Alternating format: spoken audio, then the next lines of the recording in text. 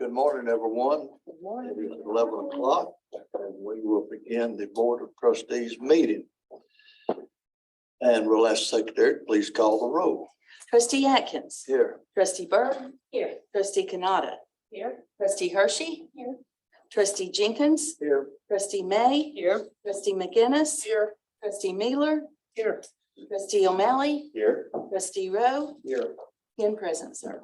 We have a quorum, so the meeting will begin. And we have really great, I think, at this time. The first thing we'll do today is welcome our new student trustee, Olivia Hershey.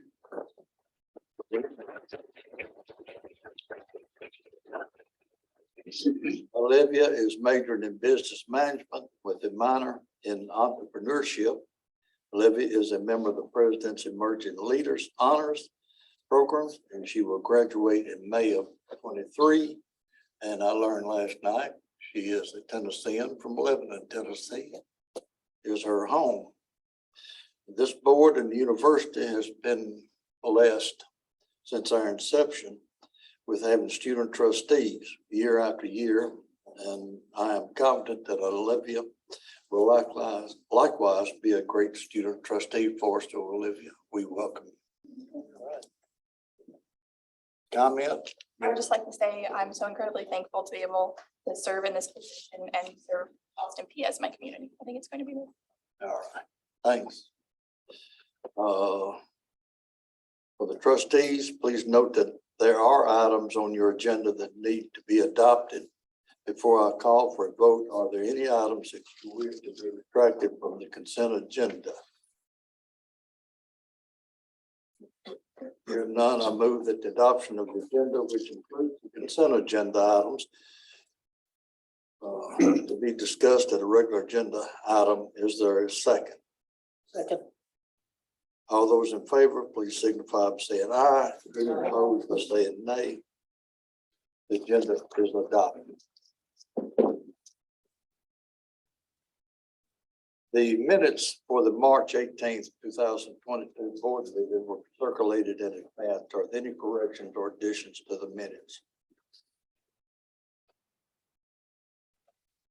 Hearing none, do we have a motion to approve the minutes? So moved. Second. All those in favor, please signify by saying aye. Aye. Any opposed, signify by saying nay. Minutes are approved.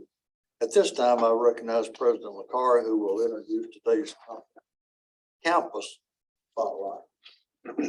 Thank you, Chairman Atkins. It is my pleasure to introduce Joe Mills, who is the Assistant Vice President for Student Affairs and Director of Residence Life and Dining Services. Mr. Mills has a bachelor's degree and a master's degree, both from Eastern Illinois University. And he started at Austin P in 1991 and was promoted into his current role in 2011. One of the highlights that I think I'd like to note about his time here is last night the trustees had an opportunity to get a tour and have dinner in Castle Heights Residence Hall. He is the person responsible for the implementation and completion of the housing master plan that created Castle Heights. And so that fantastic facility, in addition to the other modern residence halls on campus, are due to his planning, foresight, and hard work and leadership. So thank you, Joe, for your work, and I'll turn it over to you to give your update. Thanks so much. And yeah, it was great having anybody who could make the dinner and the social gathering last night. It was great having you over there. So it's a great opportunity for us to show you campus. So we're going to talk a little bit about housing, residence life, and dining services. One of the first things that I want to tell you, and it's always kind of important that I talk about, is that housing is what we call an auxiliary unit. And that means that we are totally self-supported. So all of the student rent that we get and any other revenue that we might generate through student summer camp revenue, that's how we support ourselves. We are not supported by any tuition dollars. We don't receive any money from the state, and we are required by law to break even every year. And so I think that's important for us to understand that we are auxiliary. and that we're not tied into any tuition increases or anything that happens here. Typically, every year, I believe the board always approves an increase in housing rates or a review of those housing rates. And that's why a lot of those proposals come forth to you. And our total housing budget for this next year is $11.5 million. So I think it's always important to kind of understand that we are auxiliary and we kind of stand alone. Want to just give a quick highlight of all the buildings we have on campus. Harville, which was built in 1960, is an honors building, which is co-ed. Lunt Hall, which is a freshman male building, was built in 1962.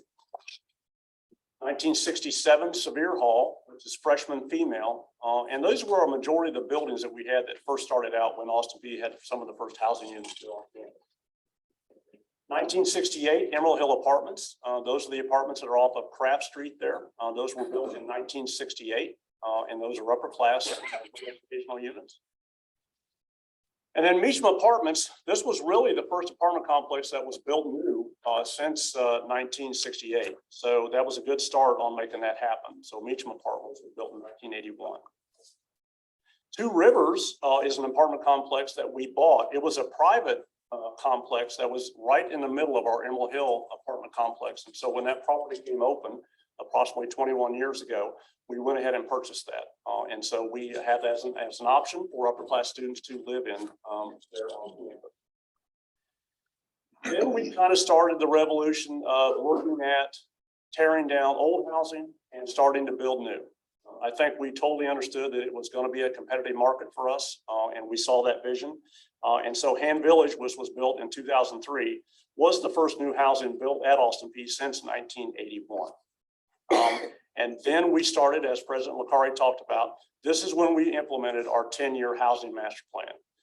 Castle Heights was built in 2011, and we're very proud of that building. You know, I heard a lot of comments last night from trustees that, I mean, they thought it was still new, but that building's 11 years old. But we work really hard on keeping our buildings up and nice because that's what we have to present to those folks. And then in 2013, we kind of started our first residential quad. Campus had not had a residential quad, and some may know Ellington was actually a residence hall when Austin Peay first started. And so we took the opportunity to design the quad with North, South, and Erickson to kind of create and match up and mirror up with Ellington. And so it's a great place over there at South and then at Erickson. And so that was really the development of that first residential quad. A little bit of who we are. We're 1,800 beds on campus. We have 11 residence halls, approximately 745,000 square feet. And then we have student staff, resident assistants. We have 55 of those folks and 10 hall directors. Those are kind of our peer educators that are living on the floor with our students and assisting them with any kind of issues they may have, academic challenges, personal challenges they may have. And we're also there to help provide them with structure about helping them through their college years and assistance. And so we have those staff that are living in on the floor with the students to help them out. One thing I will note too at the bottom is that we do require all first-time freshmen to live on campus unless they are living at home and parent or guardian. And one of the big reasons we do that is because I think as much, we really want that student to get connected here at Austin Peay. And when they're living on campus, they have close contact with their faculty. They can get involved in social groups. They can go to athletic events. That's all part of that connectedness that makes this engine work at Austin Peay. And that's what we sell. That's our magic juice here at Austin Peay, the fact that we have that personal touch. And so that's what we like to sell. And that's why it's really important that freshmen live on campus that first year. Kind of a typical situation. You'll look here, that is the same person. They're not twins. So kind of just wanted to show you what a typical room would look like in Sevier and Castle Heights. We do have all of our floor plans online and virtual tours so that people from off campus can see all those type of things. I get asked a lot of times about how do we compare with the off-campus market?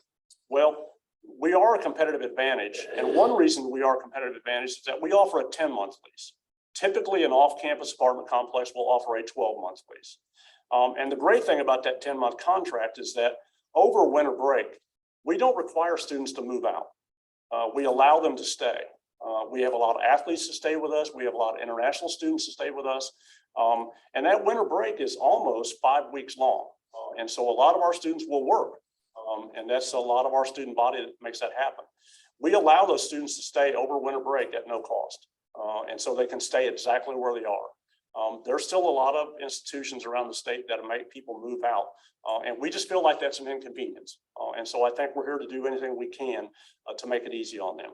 So that 10-month contract, we average anywhere between $651 and $770 a month. Even though we do charge a semester rate, I tried to break it down for you so you could compare with the off-campus market.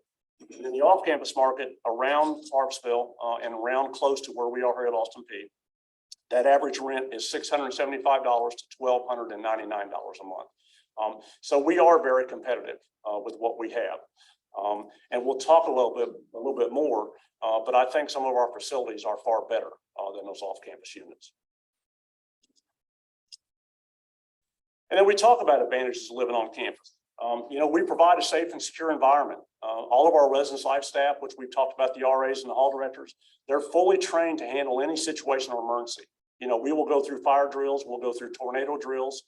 We handle any kind of medical emergency. That's what they're there for. And it's a great support system that we can provide those students living in housing. Card access to all areas, cameras and tornado shelters.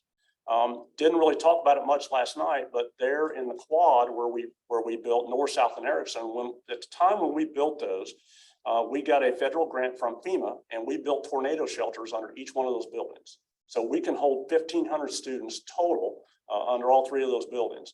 And when we got those tornado shelters, we were the only school in Southeast that had that. And so we're very proud of that, to have those tornado shelters available there. And then living learning communities, what that does is that ties into academic programs here on campus. And so we will have students who live together, like maybe in STEM. We're going to have honors, we're going to have purpose first, and we let those students allow themselves to live together and also take the same classes together. And so it's a great success model for us to tie into that, and a great opportunity for us to work with academic affairs to make that happen. It's all about being close. It's all about being close to class, athletic events, social groups, academic support, and social life. I tell parents all the time for athletic orientation, the number one factor for getting good grades here at Austin Peay is going to class. You live on campus, it's a 4-minute walk. And it's as simple as that sounds. If students go to class and they complete their work, they're going to graduate here. And so living on campus makes that easy. So they can do that. The other advantage we have too, and we talked about this a little bit about the structure, we've got enforcement of campus rules and regulations. Not only are we keeping things quiet and making sure that they can have a good environment to study in, but we're an alcohol and drug-free campus. So that means that we monitor that and we keep track of that. That doesn't always happen at an off-campus place. And a lot of times with our freshman requirement, we will have students move off their sophomore year. And we have a lot come back and live with us our junior year because they like that structure. They like to have a little bit of control. They like that people are there kind of monitoring what's going on. And so that's one good thing about living on campus. Ease of using financial aid.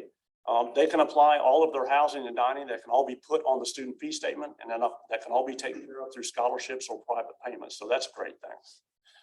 Another great thing, payment plans. If at the end of scholarships or private money, if they're living on campus, let's say that family might owe $2,500 that they owe. Some families may not have that money. Well, we can split those payments up into 4 equal payments and help that. And so that makes that more manageable. So all of that is tied to their student accounts. And I think that makes for a great thing. Talked about this a little bit about regular maintenance and renovations. I'm really passionate about that, making sure that we keep areas clean and painted and well-maintained and furniture and everything. Because, the great thing about us is that we get a new customer every year. So maybe we didn't do so good this year. You know what? We get a fresh chance. And that doesn't always happen in business, So we always have the opportunity to renew that. And so we've got to look at that every time. It's like, new students last year don't remember that we put new chairs in there.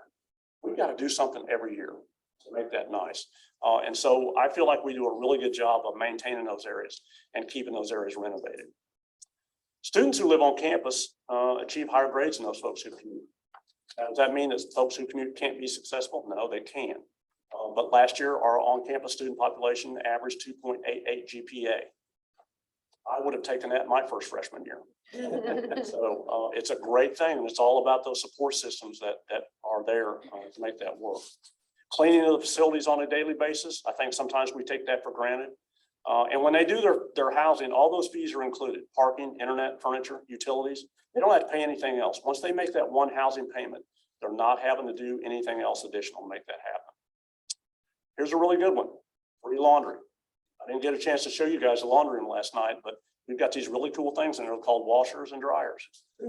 Our biggest challenge is just getting the students to use them. But it's all included in their housing fees. I think we're trying to make it nice that the fact that when they come and they pay their housing and their dining, they don't have to have a dollar in their pocket in order to succeed here. Everything is taken care of. And so laundry is included in there. And then the other advantage we have is that, it's student housing only. Sometimes when a student lives off campus, you may be living with other members of the community. And I think that we can focus more on those student issues that happen. Talk a little bit about residence life. That's kind of our education outside the classroom area. Students may be in class 6-7 hours a day. Well, they're with us maybe 18, 17 hours a day. And so a lot of things we talk about is our RAs and hall directors provide that education outside the classroom. And we follow what we call a residential curriculum, where they kind of do programming based on what might happen in the classroom.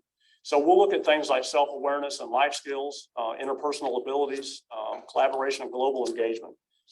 And typical programs that would happen is that we might have some staff from financial aid come out there and talk about, hey, what kind of scholarships are you missing? What will we do? We work with a lot of academic coaches from Dr. Cronley's area about coming out and, hey, let's get advised. What's this next step? How do we take an internship? These are faculty and staff that are coming out there in the evening or in the afternoon and talking to our students right where they live. And so those are great things. We have self-defense classes in there. We'll have our public safety officers come over and talk about self-defense. So those are all things that they're learning outside the classroom. It's kind of that maturity module type situation that happens. And so those are great opportunities. And then kind of the last part, the dining program is tied to our office. All students that live on campus are required to have a meal plan for a lot of those reasons I've talked about before about having support set up. We've got 13 venues total here on campus. I'm not going to read all those. And meal plan sales are always strong for what we have. And our off and on-campus catering. We have an outside contract that provides that service for us. Chartwell's, which has been on our campus for 15 years, will be ending that contract June 30th. And we will have a new supplier of our dining contract, Sodexo, which will begin a new 15-year contract starting July 1. The one part of that, for those who are familiar, our old bookstore space, which is kind of in the plaza area there by the University Center. We are going to be building out that space and creating a kind of a food hall. And so that renovation is going to be taking place here starting later this summer, and that will open up for the summer and fall of 23. We talked about all these numbers, so I want to make sure I'm straight. So fall of 23, we'll have that new food area. And so that will become more of a food hall, and then we'll do some renovations in the food court area of the University Center. And so really that's all I have. But again, I just want to thank you all for coming out last night. I appreciate you doing that. Any questions about anything that I talked about today? Joe, we appreciate our visit last night, and I did not realize the students got to eat that well like we did last night. That was a special meal plan.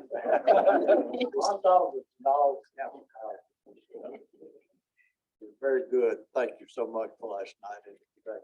Thank you. I can remember being a student here in the fall of 1990, and when Joe Mills joined the team of Austin Peay State University, and what a blessing it's been to have Joe in his role. I actually was a student worker when he came to the university, and lived in Sevier Hall, and then graduated to Meacham, so to speak. But it's been great to see how the buildings have grown. But while the buildings have grown, the feeling of community has still remained the same, which is great. which attracts students from everywhere. So thank you for you and everything that the housing team is doing. I'm like Billy, I mean, if I ate like that all the time as a student, that's fabulous. I love that.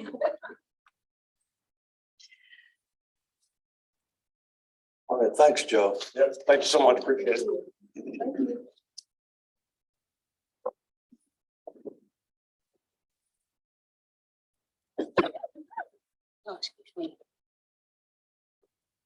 All right, we will move now to our action items. First on the agenda is academic affairs. I recognize Trustee May, Chair of the Academic Affairs Committee, to give us a report on the committee meeting. Trustee May. Thank you, Chairman Atkins. Thank you for the opportunity to present my report from this morning's Academic Affairs Committee meeting. The committee approved minutes from the March 18th, 2022 Academic Affairs Committee meeting. The committee reviewed and approved the following action items, which you approved today by consent: termination of the nurse educator certificate, termination of the family nurse practitioner certificate, and termination of the professional education research certificate. There were no additional action items that will come before the full board today. Provost Cronley presented one information item regarding the fall 2022 admissions and enrollment update. That concludes my report. All right, thank you, Trustee May. Next on the agenda is the Student Affairs Committee report, and I recognize Trustee McManus, Chair of the Student Affairs Committee, to give us a report. Thank you, Chairman Atkins, for the opportunity to present my report of this morning's Student Affairs Committee meeting. The committee met and approved the minutes from the March 18th, 2022 committee meeting. There were no other action or information items on the agenda. It was a fairly short meeting. And that concludes my report, Mr. Chairman. Thank you, Trustee McKinnon. The next item on our agenda is the Executive Committee report. The Executive Committee approved the minutes from the March 18th, 2022 Executive Committee meeting. The committee reviewed and approved the following action items, which you approved by today by consent. Policy number 1001, conflict of interest, and policy 1024, Board of Trustee delegation of authority. The Executive Committee also reviewed and approved 5 action items which are on the agenda for your approval today. Amend the traffic and parking regulations permanent rule, use of unmanned aircraft systems permanent rule, President's performance evaluation and incentive for fiscal year 2021 and 22, President's base compensation for fiscal year 2022 through 2023, President's performance evaluation and incentive plan for the year 2022, 2023.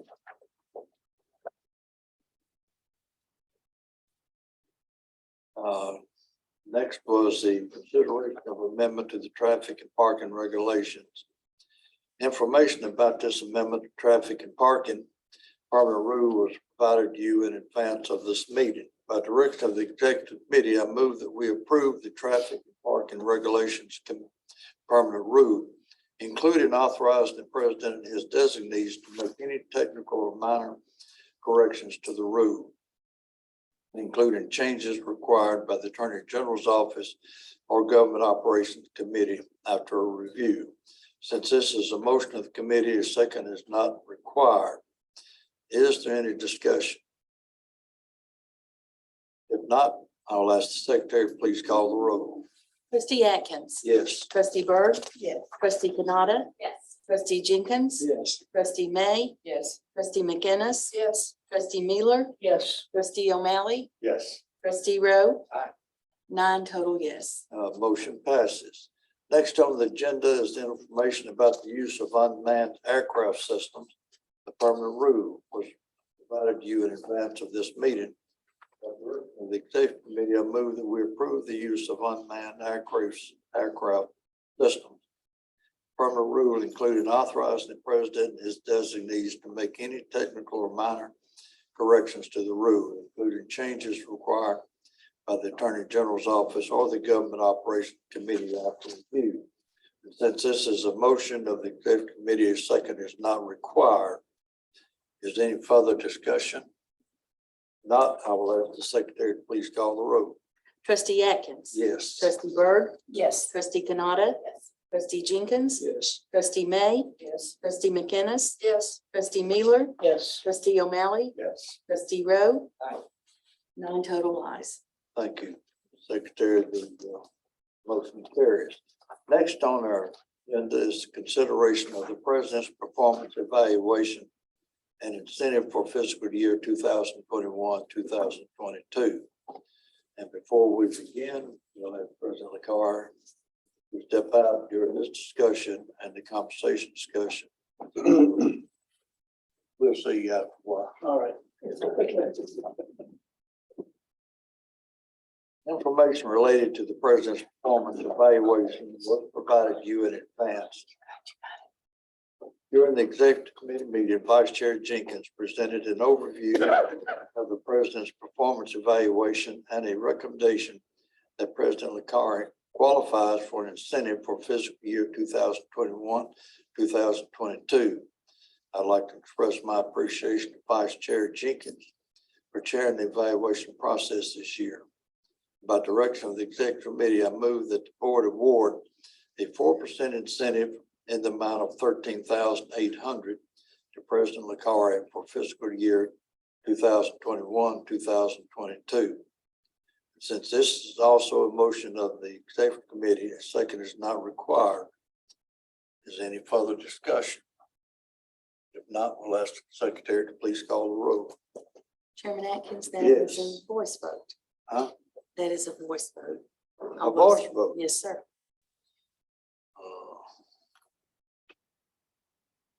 All those in favor, please signify by saying aye. Aye. Any opposed, signify by saying nay. The motion carries. I'm presuming they're all alike. All right. Next on the agenda is by the direction of the executive committee, I move the President of the car's base salary be increased to $375,000 for fiscal year 2022 and 2023, in line with the median of the other LGI presidents. Since this is a motion of the committee, a second is not required. Is there any further discussion?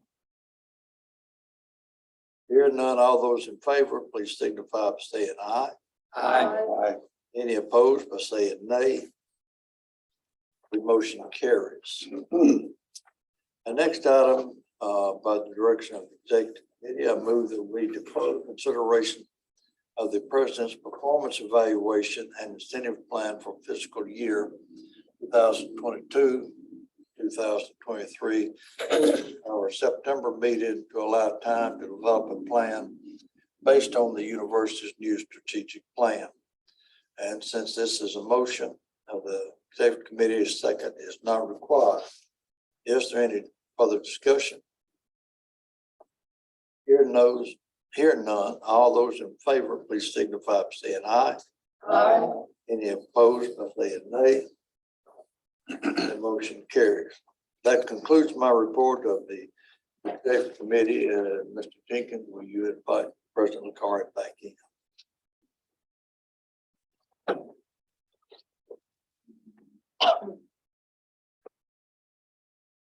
Mike, you got fired. Oh.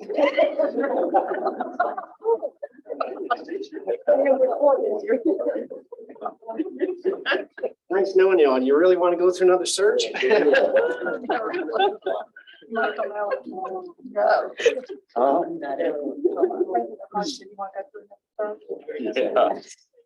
No.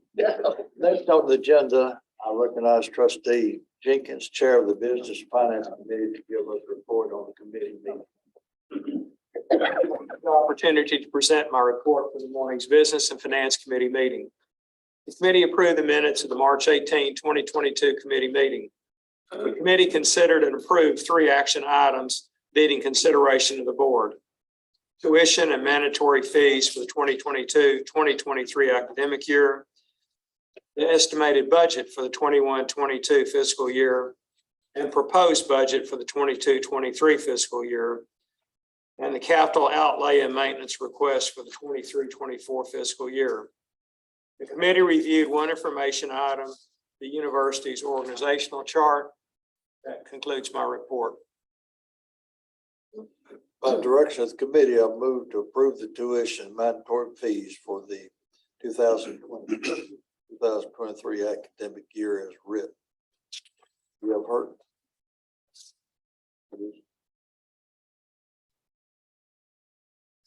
Oh, the three action items, Trustee Jenkins, I'm sorry. I'm being corrected over you. Do you have a motion on tuition and mandatory fees for the academic year of 2022-2023? Did you make that Yes. motion? Okay, you have before you a copy of the proposed tuition and mandatory fees for the 22-23 academic year. The proposed fees reflect 0 increases from last academic year. By direction of the committee, I move to approve the proposed tuition and mandatory fees for the 2022-2023 academic year. You've heard the motion to approve the tuition and mandatory fees for 2023 academic year. This is a motion of the committee. A second is not required. Is there any other discussion? If not, we'll ask the secretary, please call the roll. Trustee Atkins? Yes. Trustee Byrd? Yes. Trustee Canada? Yes. Trustee Jenkins? Yes. Trustee May? Yes. Trustee McInnes? Yes. Trustee Miller? Yes. Trustee O'Malley? Yes. Trustee Rowe? Aye. 9 yeses. Next on the agenda is consideration of the estimated budget for 2021-2022 fiscal year and the proposed budget for the 2022-2023 fiscal year. Trustee Jenkins, do you have a motion on tuition and mandatory fees for the 2022-2023 academic year? Yes, you have before you the copy of the estimated budget for the 21-22 fiscal year and proposed budget for the 22-23 fiscal year. By direction of the committee, I move to approve the estimated budget for the 21-22 fiscal year and proposed budget for the 22-23 fiscal year. You have heard the motion to approve the estimated budget for the fiscal 2021-2022 fiscal year and proposed budget for the 2022-2023 fiscal year. And since this is also a motion of the committee, a second is not required. Any further discussion? If none, we'll ask the secretary, please call the roll. Trustee Atkins? Yes. Trustee Byrd? Yes. Trustee Canada? Yes. Trustee Jenkins? Yes. Trustee May? Yes. Trustee McInnes? Yes. Trustee Miller? Yes. Trustee O'Malley? Yes. Trustee Rowe? Aye. 9 yeses. Motion carries. Next item is consideration of the capital outlay and maintenance request for 2023-2024 fiscal year. Trustee Jenkins, do you have a motion on the capital outlay and maintenance request Yes. for the 2023-2024 year? Yeah, before you a copy of the capital outlay and maintenance request for the 23-24 fiscal year. By direction of the committee, I move to approve the capital outlay and maintenance request for the 23-24 fiscal year. You have heard the motion to approve the capital outlay and maintenance request for the 2023 and 2024 fiscal year. And likewise, since this is a motion of the committee, a second is not required. Is there any further discussion? Hearing none, please call the roll. Trustee Atkins? Yes. Trustee Byrd? Yes. Trustee Canada? Yes. Trustee Jenkins? Yes. Trustee May? Yes. Trustee McInnes? Yes. Trustee Miller? Yes. Trustee O'Malley? Yes. Trustee Rowe? Aye. 9 ayes. The motion carries. Our next item is the audit committee report. I recognize Trustee Miller, Chair of the audit committee, to give us a report of the committee meeting. Trustee Miller. Thank you for the opportunity to present my report from today's audit committee meeting. The committee approved the minutes from the March 18th, 2022 audit committee meeting and audit committee executive session. The committee also reviewed and approved the FY 2023 internal audit plan. The committee heard presentations on the following information items: Internal audit reports issued between February 19th, 2022 and May 10th, 2022, with a list of outstanding audit recommendations. Internal audit quality assessment and improvement program, an overview of recently completed external audits. That concludes my report of the audit committee meeting. All right, thank you, trustee Miller. The next item is the plan presentation and approval. Prior to presentation, prior to asking for a motion, I invite Ms. Nathan one side, Dr. Maria Cronley to provide a presentation on this agenda item. Thank you, Mr. Chairman. It is with great excitement that I present to you all our Experience Austin P, the 2022 to 2027 strategic plan. As you recall, last semester, we began work on revising the university's mission, vision, and value statements. Give me 1 second. Kyle, I seem to have lost the ability to do the slides. There we go. Thank you. Okay. There we go. Experience Austin P. So, as you recall, we began the work in summer 2021 to revise the university's mission and vision statements and to create a statement of values. This body approved the mission and the vision and the value statements at the June meeting, or sorry, the December board meeting. And then after that, the University Strategic Planning Committee set about doing the work of drafting the strategic plan. So here is a brief description of the process. About the timeline, so as you can see, we were quite busy, but this short bulleted list doesn't even begin to accurately reflect the work. Each pillar that you will see was divided into subcommittees. The first and second pillar had 3 subcommittees. Each and the third and fourth pillars had their own separate subcommittees for a total of 8 subcommittees that were working simultaneously. So this is multiple meetings going on at any given time throughout the week. They were comprised of members of the main strategic planning committee, plus other individuals representing academic affairs, student affairs, finance and administration, advancement, and athletics. It represents a lot of work that went into creation of this plan. Throughout the creation of the plan, we provided multiple opportunities for feedback. Besides the nearly 7 individuals working on the plan itself, we also utilized our ex officio members who gave us at times brutally honest feedback about our work. And then we presented it to our shared governance bodies, faculty senate and staff senate. We also hosted 4 town halls via Zoom and then allowed for comments via an anonymous feedback link. I say all this to say this has been a heavily vetted plan. Now, before I present the plan, let me describe the organization of it. You will see pillars, goals, and objectives. The first thing, and sorry, that slide didn't make it in. The first pillars are a metaphorical representation of beings that support a plan to help an organization reach their vision of their future state. Our plan has 4 pillars: the academic experience, the student experience, the employee experience, and the community experience. Then we have goals, which are more aspirational, and these are used to set the direction of the path for achieving the vision of the institution. You also see objectives, which are measurable steps to achieve the goals. What you won't see today are tactics, which are the individual steps and actions that are used to achieve these objectives. But you will see those in future meetings as we develop those. So you have before you a copy of the plan. And so I don't have the plan on the slides because it's a lot of words, but please follow along with me as I go through them. I won't read each pillar, but I will highlight certain words and phrasing or address some of the feedback that we received. All right, so under the pillar 1, the academic experience. Under goal 1, we got so many questions on the phrasing a premier versus the premier institution. Some people thought that the word premier is actually too lofty, but we decided that we could be a premier. We don't say the premier, we say a premier.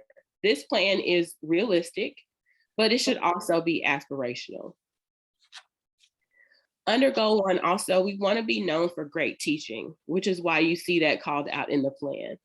It also matches our mission and vision that you approved in December. And then a little bit about diversity. In the previous plan, you saw it as a major goal. But what we experienced is that as a standalone goal, it ended up being more of an exercise in sort of box checking. And so this time we decided that we wanted to weave it throughout the plan. And so the idea is that no one person or one office is responsible for diversifying our campus. It needs to be embedded into the fabric of who we are and what we do. So you'll see it throughout this entire plan. Goal 3, optimizing our institutional infrastructure, means looking at what we're doing and asking critical questions like, number 1, are we efficient? How can we streamline structures? A great example of this in progress is the Military Family Resource Center, where we saw that there were so many, we're sending our military affiliated students to so many different places, and we consolidated them under one roof. So we'll be examining other structures that we have to see if there are efficiencies that can be found there. We'll also be examining our future. Are we keeping an eye out on threats to higher education? Are we examining what our students need for their future and the changing demographics that we will face? Moving on to pillar 2, the student experience. This pillar, you'll note, only has 2 goals. It actually started out as 3. The student experience, retention and student support, and persistence to graduation were goal topics that the subcommittees were working around to develop the goals and objectives. But really, once we started to look at their work, we determined that the work on the goal topics 2 and 3, retention and student support and persistence to graduation, really bled into their work. So we just combined them into a single goal topic. Under goal 1, objective 1, you'll see a mention of spaces and supporting those spaces. This can mean classrooms, this means our cultural centers, things like our ropes course. We're basically saying that we're going to support all these spaces because they help to support our students. Goal 2, objective 1, you may have been used to a plan that had an enrollment number stated within it. You don't see that in this plan, and here's why. Enrollment is an outcome. So if we do everything in this plan, we should theoretically see our enrollment numbers increase. And then there are other things too that affect our enrollment, like retention, like student success, and persistence to graduation. So a focus on enrollment really causes us to lose sight of the whole picture. What happens if we don't reach that big number, like we did in the last plan when we fell short of that large 15,000 goal?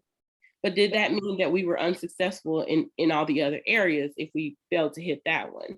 And so what we're going to do is have a strategic enrollment plan, which is being developed by the provost and her team. So she's going to present that information about the plan at the end of my portion of the presentation. Give me 1 second to drink some water.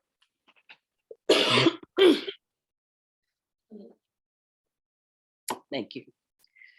Objective 3. So when you see these things that are co-curricular, these are things like study abroad, mentorship opportunities, athletics, all the other things that help to support a well-rounded student. Pillar 3, the employee experience. Goal 1, objective 1 is really all about employee learning and development.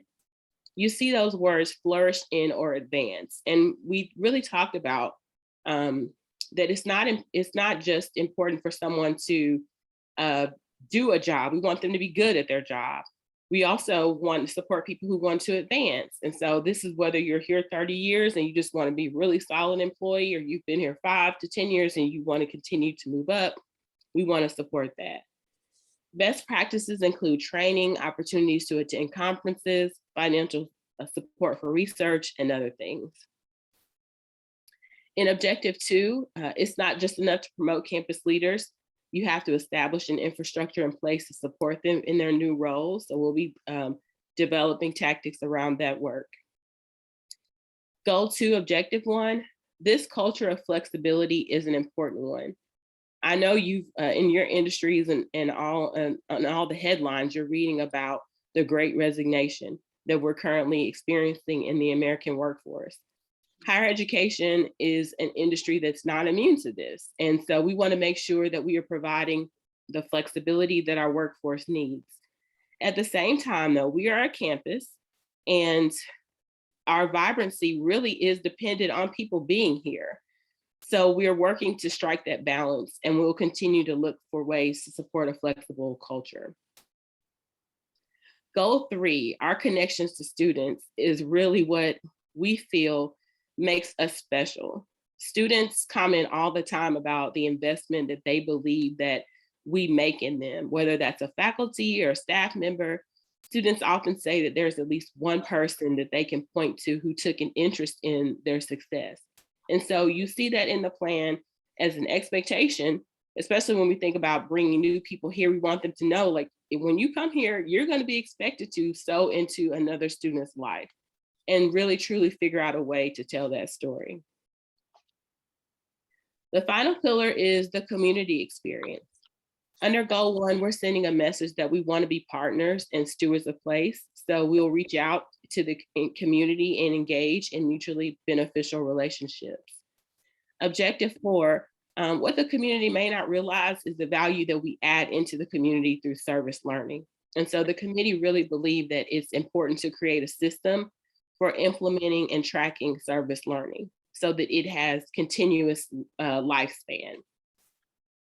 So in goal 2, if goal 1 was about going into the community, then goal 2 is about bringing the community to us and how we will attract them by what we offer in critical areas like athletics, providing support to Fort Campbell, inviting the community to experience performing arts on our campus, all manner of ways to invite them to experience Austin Peay. In goal 3, I love that go for life phrasing. At the end of the day, once you are a Gov, whether you just step foot on our campus one time or you're a graduate, you are a Gov for life. And so we want to offer opportunities for lifelong engagement. Now, road to 100, this is exciting. So in other words, how are we going to advance this plan? And if you notice, this is a 5-year plan that will span to 2027, which will be the 100th year of APSU, and we're excited about that. So we'll start in the fall with engaging in tactical planning, working with divisions and units to align their goals with the plan. This will include defining what our key performance indicators are. In other words, what will we measure to determine our progress toward our goals? We will also be creating or implementing a dashboard to track our progress. There will be important and ongoing discussions about tying this plan to our efforts around institutional effectiveness and the organization's budget. We received a lot of questions that basically said, sure, this sounds great, but if you don't put the money behind it, it won't go anywhere. And we agree, so we're going to do that. Sharing the vision. The final piece to this plan is sharing the vision within our university, with our community, and to prospective students. And so I wanted to share with you our new taglines that were developed by our talented team in PR and marketing. In developing the tagline, which is experience change, experience community, experience compassion, the life you want begins at Austin Peay. The staff examined how the new mission, vision, and value statements set Austin Peay apart from its competitors. And so during this analysis, the words opportunities and experiences arose multiple times.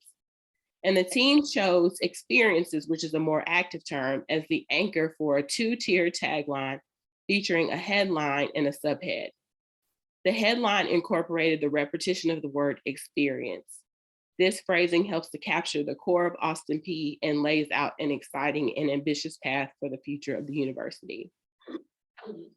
We will also be creating some visual elements to the plan to be shown during important times such as university convocation and sharing certain aspects of the plan to our alumni, community, legislative, and other partners. Before I turn it over to Maria, I want to give a huge thank you and shout out to the University Strategic Planning Committee, to my co-chair, Dr. Emily Lean, and the 12 other names you see on this screen, as well as the nearly 70 individuals who serve on the subcommittees. The collective brain trust is why you see such a strong plan.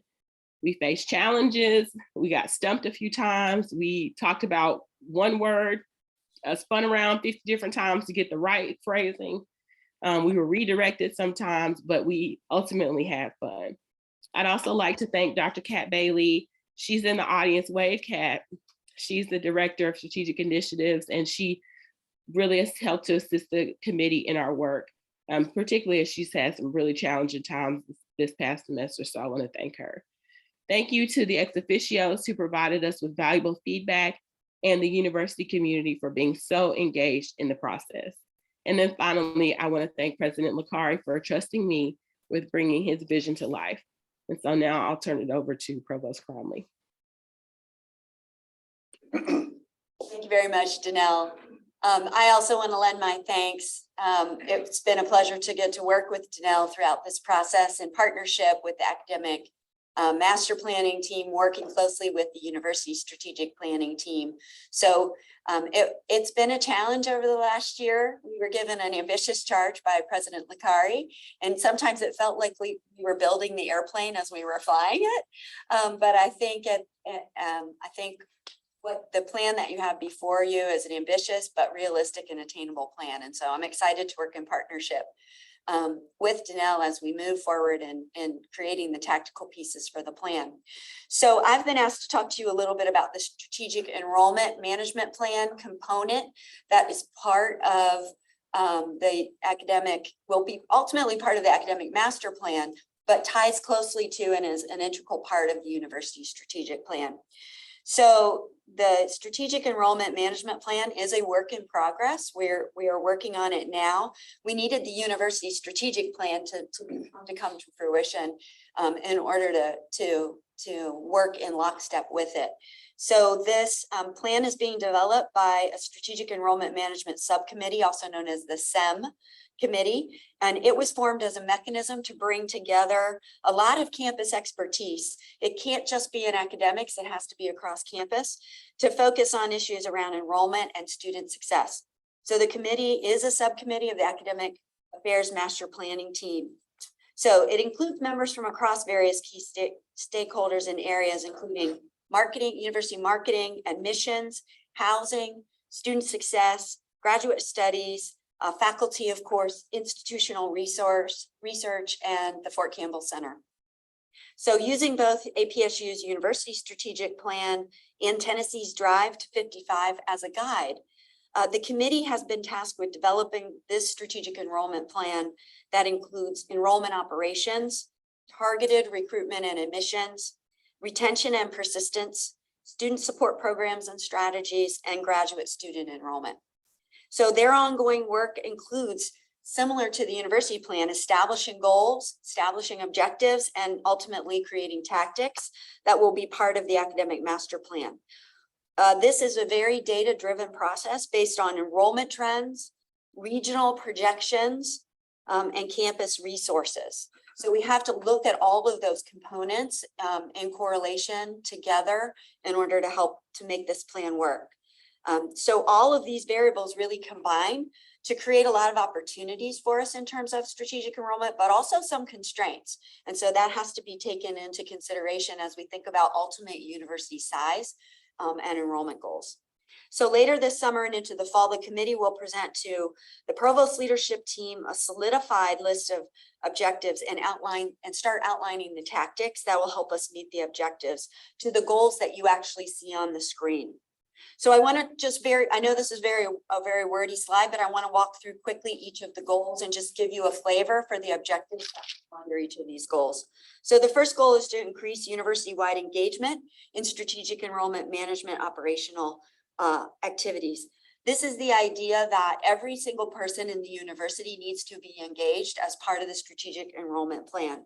So this will include some of the objectives under this area include data collection and analysis and communication about what is strategic enrollment and about how each member of the community can be involved in it. And we hope to provide opportunities for all staff and faculty to be engaged more deeply in these STEM activities. This also ties back to the university strategic plan. The second goal is to right-size and optimize university enrollment with gains in targeted focal demographic areas. So when we talk about focal areas, we talk about increasing or working under objectives related to enrollment with populations such as first-time, full-time freshmen, traditional versus non-traditional students, high-achieving students in our honors and Pell programs, Hispanic and African-American student enrollment, military-affiliated student enrollment, and transfer student enrollment. So targeted enrollment increases along with that accompanying increases in retention and completion and persistence to graduation should lead to cumulative enrollment growth over the next 5 years as we determine the right and optimal size for APSU, which is dependent upon lots of factors, as I stated, most notably our resource to support all students. I take it very personally that, and I know the president does too, every student that comes into our door, we want to make sure that we support 100% and 150% as we need to get them to walk across that stage in a timely way. That's the academic promise that we make to every student, and we're very deeply committed to that. So goal 2, right size university, goal 3, I'm on goal 3, improve retention rates and persistence to graduation by strengthening student success strategies. This alludes to what I just said about meeting the academic promise. So here, objectives around this goal will create targeted increases in retention and 4-year graduation rates. And this goal will have measures directly related to the advising process, which is really key to retention and persistence to timely graduation. The next goal will involve wraparound student support services to maximize student success. So this goal is really focused on the ancillary programs that support students' success. Specifically, what we're talking about here is highlighting financial literacy and wellness for our students, mental health, career readiness, and other co-curricular programs like study abroad and internships and high impact practices for students.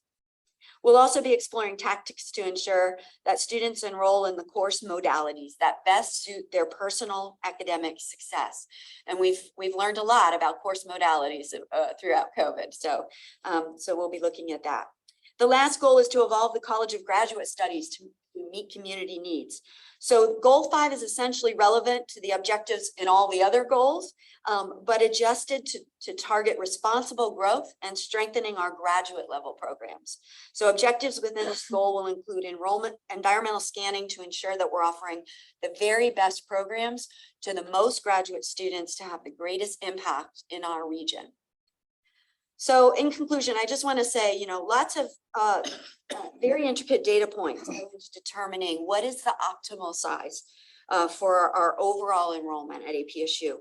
One thing that we're certain about is that target enrollment is higher, that our target enrollment in 5 years will be and must be higher than our current enrollment, which is about 9,000 students at all levels.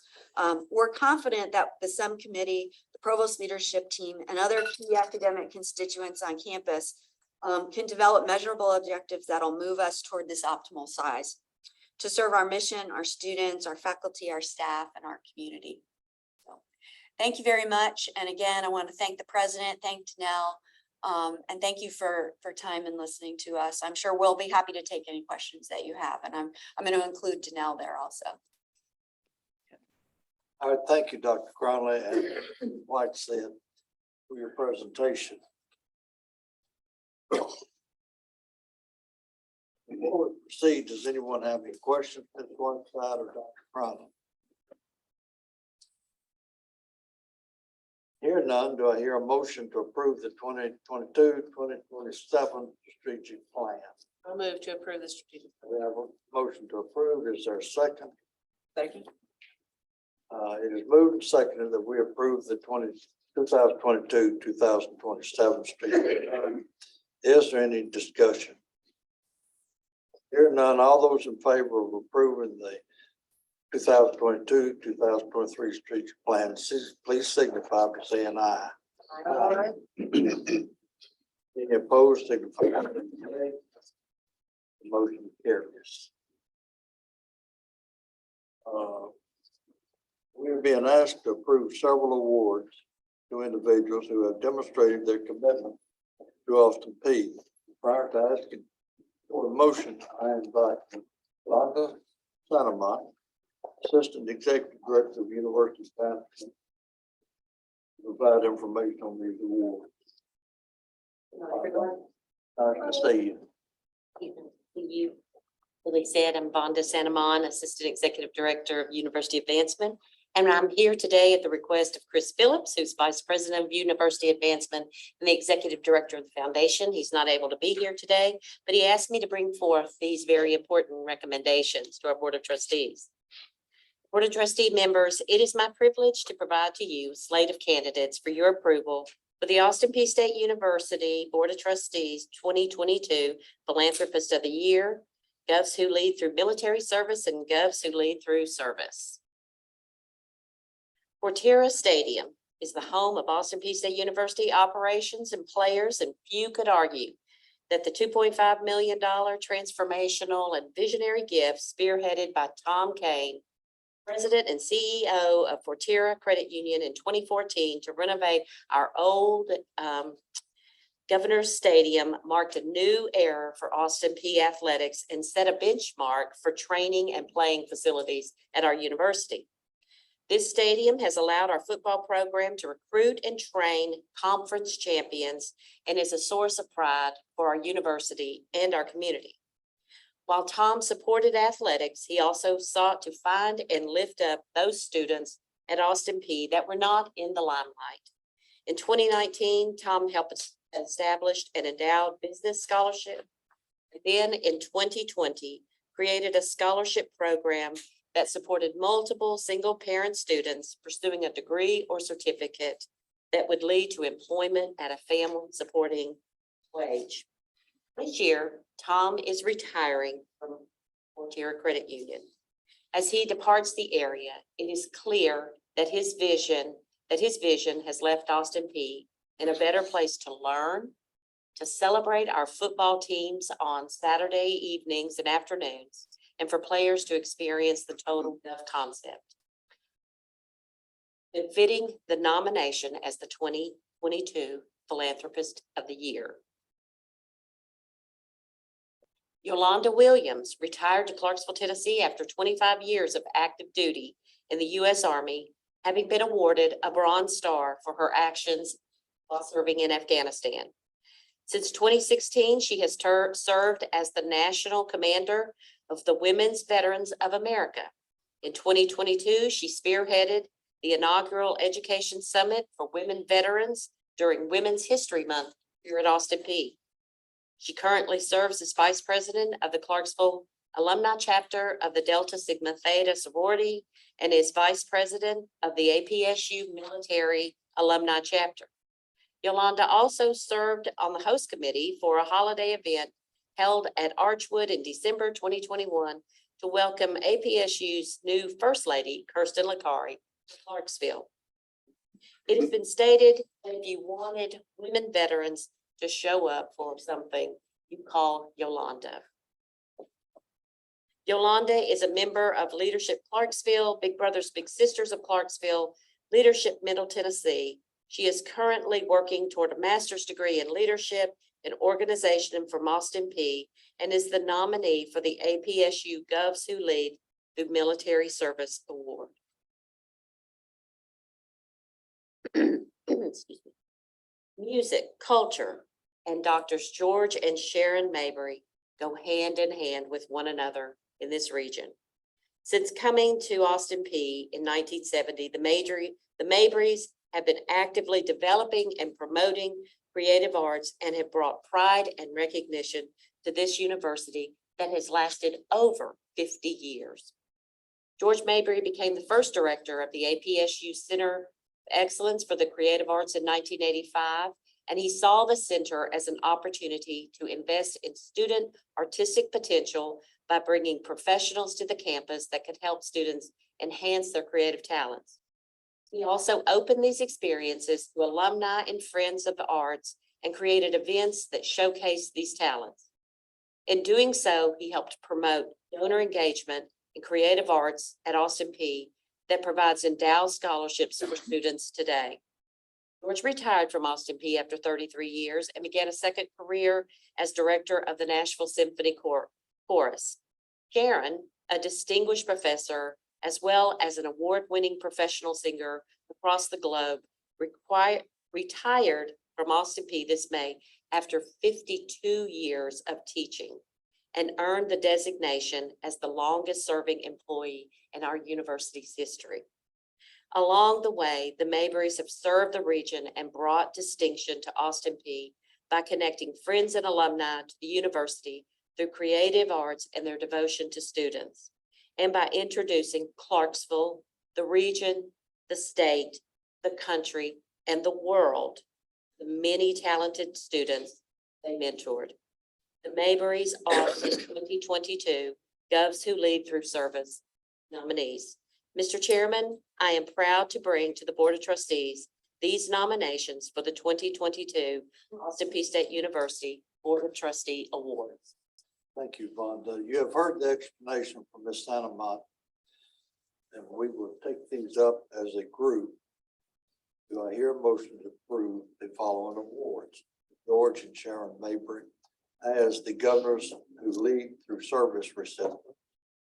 Yolanda Williams as the Governor Who Leads Through Military Service recipient, and Tom Kane as the APSU Philanthropist of the Year. Do I have a motion? We have a second. It is moved and seconded that we approve these awards for these recipients. Is there any discussion? Mr. Chairman, Yes, a ma'am. question. Is there going to be some sort of dinner that the president, or how are these awarded to them? I can't recall. Well, historically, we have looked for opportunities that are natural environments for these folks to come back to and be awarded. For instance, at homecoming, we have a military alumni dinner. That would be a time when Yolanda would be awarded hers. Tom, we would have another event. It might be a foundation dinner or something where we bring a group together. The Mayberrys, same thing. We'll find a natural fit of their involvement and where there's a good audience and invite them to be there, and they're awarded it at that time. Thank you. Any further discussion? I would just like to say that these individuals and families are the epitome of what the strategic plan. I think it's awesome. Thank you. Thank you, Dr. Lucas. Anyone else? Hearing none, all those in favor of approving these awards, please signify by saying aye. Aye. Any opposed, signify by saying nay. The motion carries. Next is on the agenda is the naming request for Ron and Andrea Morton Family Track. Prior to asking for a motion, I invite Ms. Santamont to provide more information about this award. This naming request. Ron Morton is a 1970 graduate of the APSU College of Behavioral Health, and he and his wife Andrea are loyal supporters of Austin Peay, having created a scholarship in 2022 for multiple student athletes majoring in business, community involvement, and entrepreneurial ambitions. The picture you see in front of you today is from our recent scholarship dinner, which shows the Mortons and a portion of the students who were able to be here that night. In 2022, Ron and Andrea made a transformational gift to APSU Department of Athletics, track and field, cross country, and men's basketball, as well as other athletic scholarships, and these funds will help provide the total Gov concept for many other athletic programs at Austin Peay. Mr. Chairman, in accordance to the APSU policy 7009, the University Advancement Office, at the request of the naming committee, are recommending the APSU track at Forterra Stadium be named the Ron and Andrea Morton Family Track. Right. Thank you. You've heard the explanation from Ms. Santamont. Do I hear a motion to approve the naming request for the Ron and Andrea Morton family track? Second. Motion, do I hear a second? Second, that we approve the naming request for the Ron and Andrea Morton family track. Is there any discussion? Hearing none, all those in favor of approving the naming request for the Ron and Andrea Morton family track, please signify by saying aye. Aye. Any opposed, say nay. The motion carries. Thank you, Ms. Santamont. Thank you. The final action item is the calendar of meeting dates for the 2023 meetings. As a reminder, the Focus Act requires the board of 4 regular scheduled meetings per year. And the following dates are being presented for spring: March 17th, 2023. Summer meeting, June 9th, 2023. Fall, September 15th, 2023. And the winter meeting, December 8th, 2023. I move that we accept the proposed meeting calendar for 2023. Is there a second? Second. Is there any discussion?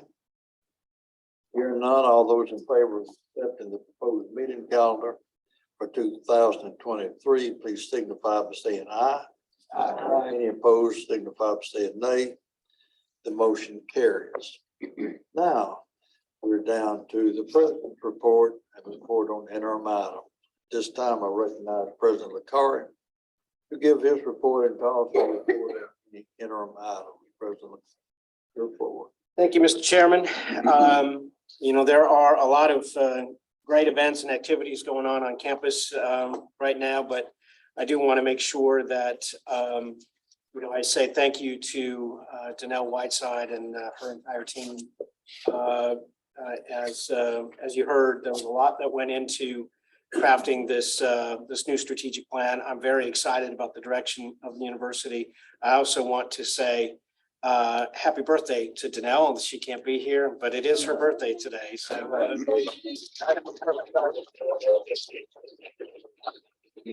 I gotcha. I knew. Enjoy as if you can your birthday. But I'm very excited. Danelle and her team, the whole campus, you know, is behind this plan. And as our tagline says, the life you want begins at Austin Peay. I think that is a great way to succinctly sum up what we're trying to do here. And the plan does reflect the fact that we are a teaching-focused university, we are a student-centered university, and that we're a family, and that we need to support and find ways for everyone here, students, faculty, and staff, to be successful. And finally, as you well know, I take our connection to the community very seriously, our state and our region very seriously, and that comes out loud and clear in this plan as well. And so I'm very excited, very proud of what we were able to bring today in front of you. A few other things that are going on campus. If you haven't gone to see and smell Zeus, the corpse flower that we have in the greenhouse in the Sunquist Science Complex, go ahead and do so. It is an experience. This particular plant has been growing for 8 years. The first time they bloom, it takes 8 years to bloom. And so this is a relatively rare event. The plants themselves are rather rare. There are only about 1,500 in the entire world, and we have 2 of them here at Austin Peay. And so if you have a chance later today, go ahead and go over there. It is blooming right now, and it will only bloom for a total of 36 to 48 hours. It opened up about 12 hours ago, and so the clock is ticking. And so if you want to see it, probably this afternoon is the best time to go and see and smell and experience Zeus. I've been getting a little updates throughout the morning. Our biology faculty did cut into the base of the flower in order to extract pollen.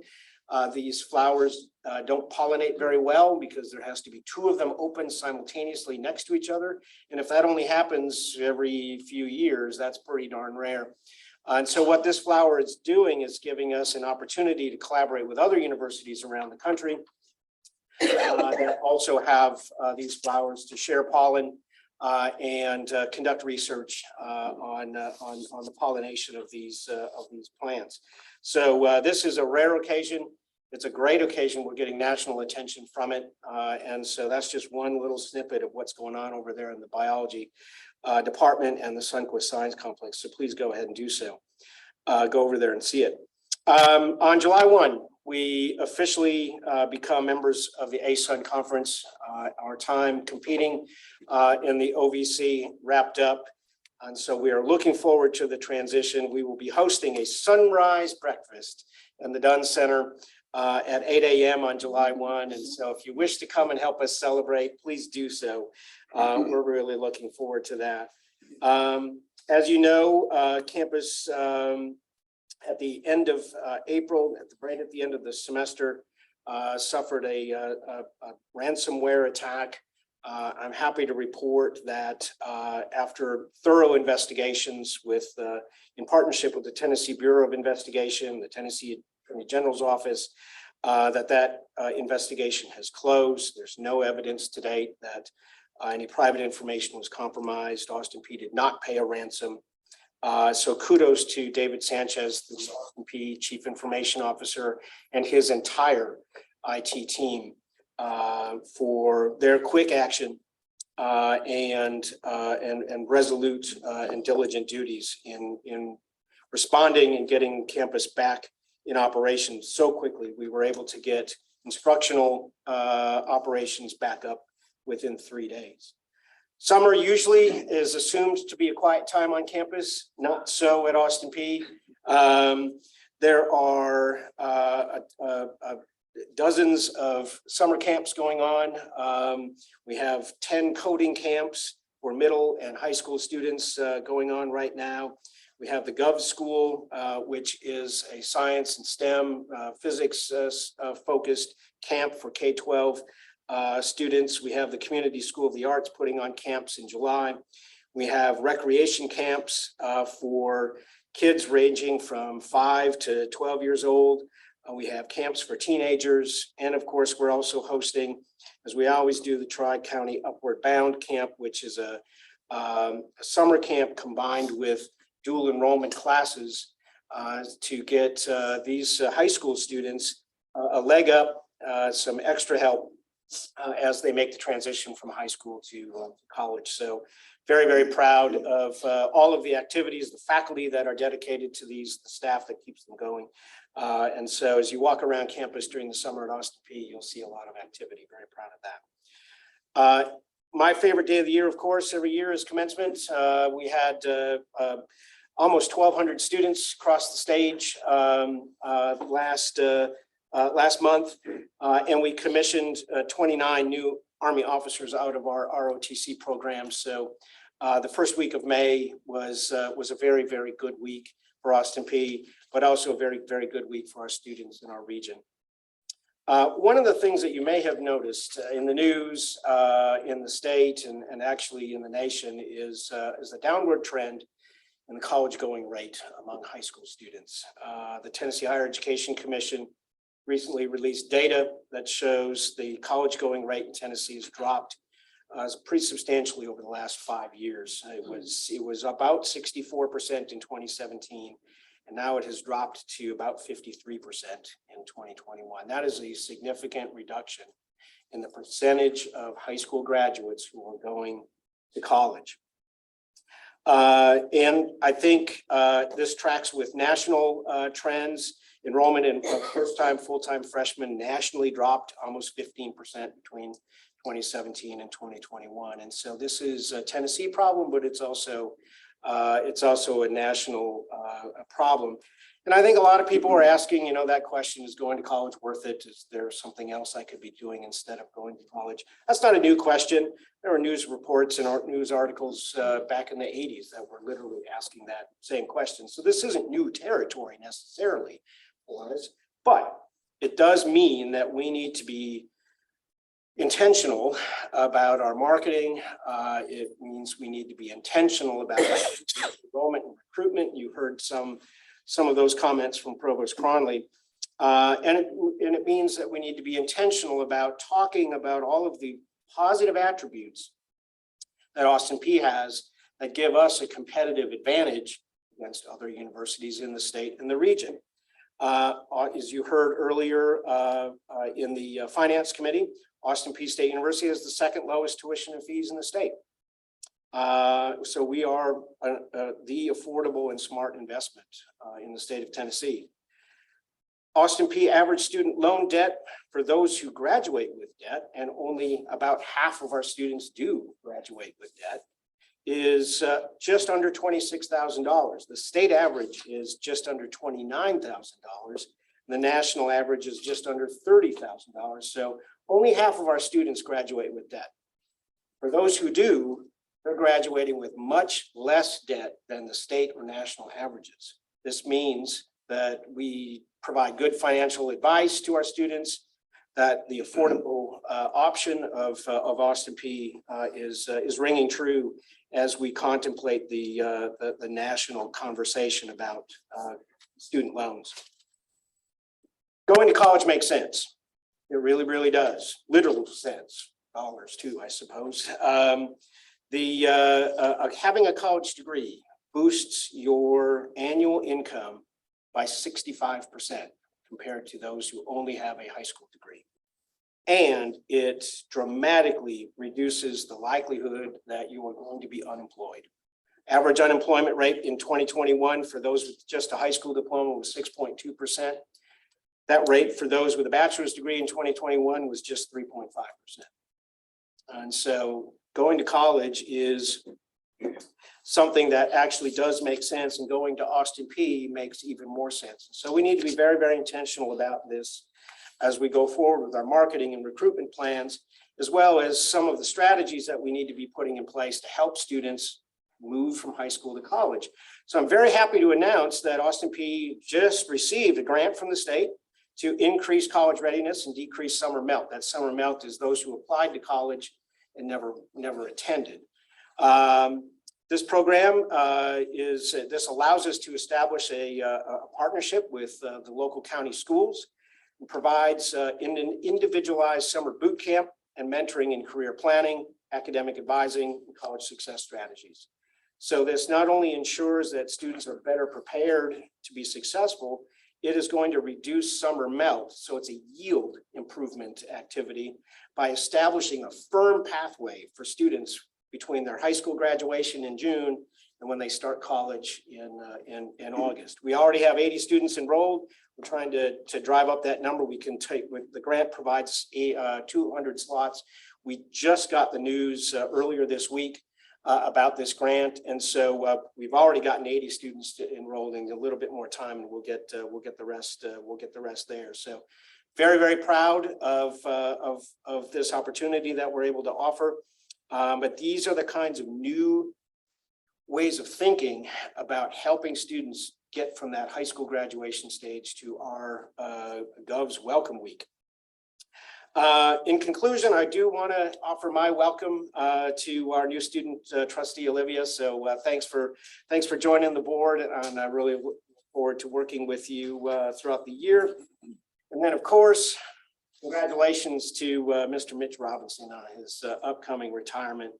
I was very grateful that I twisted his arm to stay on. And so I kind of blew up his retirement plans last year. And so thanks for delaying those.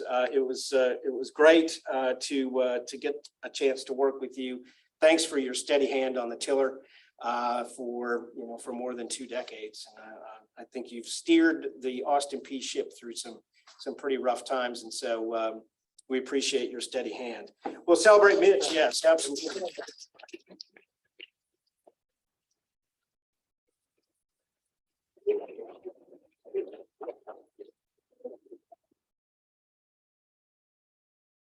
I'm happy to announce too that we'll celebrate Mitch at a campus reception on June 24th from 2 p.m. to 4 in the University Center. And so please stop by and give Mitch your best regards if you can.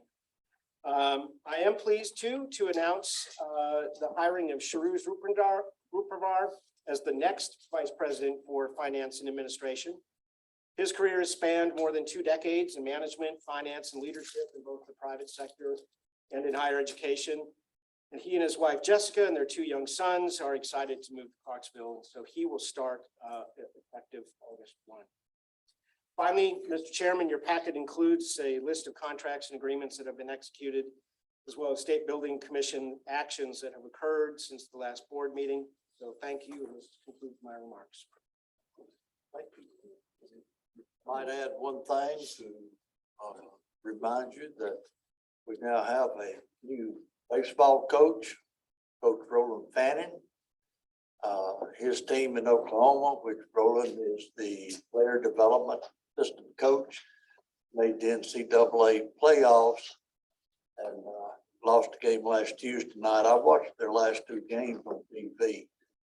Outstanding program out there at Oklahoma.